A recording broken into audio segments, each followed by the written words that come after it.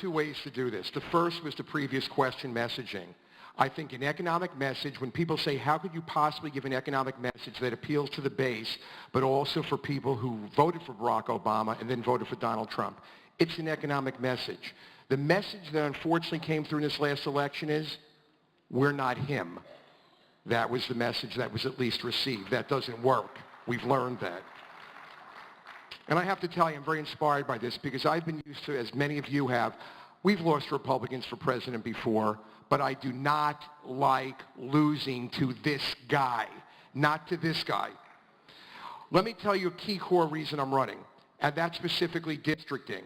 Districting will go a long way. You know, the Republicans have been doing this for 10 years. We have frankly done none of it. Florida had a situation 2 years ago called fair districts. We passed an amendment. It was a constitutional amendment in Florida. You need to get it with 60%. In a purple state, we passed it with almost 70% fair districts. Then it was up to the Republican legislature, because they have both houses and a Republican governor, like one of the 25 states. Democrats only have 5. They came forward with a plan that was frankly awful. It just wasn't as awful as usual. And we picked up 2 congressional seats and legislative seats. We must start at the bottom. You can't win Congress if you don't win legislative seats. We need to build the infrastructure. We need to win mayors and county commissioners and school boards and legislatures. That's how you build a bench.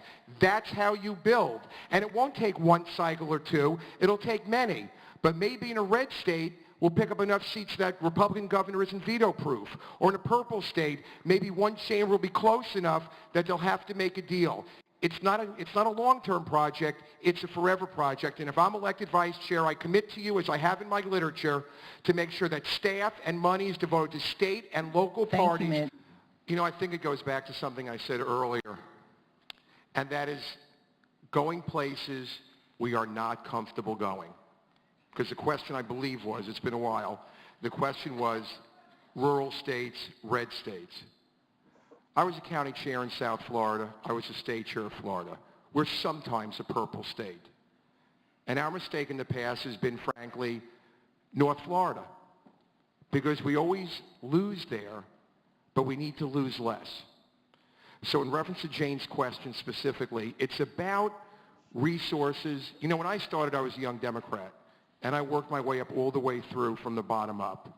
And I've seen training, and I see what training can do, and I see what going to high schools and colleges can do. I still do that. Because that's how we get to people. And that's how we do it in the red states too, and in the rural states, and in the purple states, and frankly in the blue states. We have to make sure that we decide who we want to be. I referenced it before. I don't think anybody here is on the Democratic National Committee because they want to be a pass-through just for presidential cycles. We know that doesn't work. We see what's going on in the streets, and it's creating an opportunity. I don't think the folks in the audience want to be active for Democrats if we're going to be that. It's about issues. It's about the ability to communicate issues. And the red state question, it's about an economic message. We can communicate, which we have failed to do before. We can put forth an economic message that gets to the folks in the red rural states just like they do in the blue and the purple. That's up to us. But we're having an identity crisis.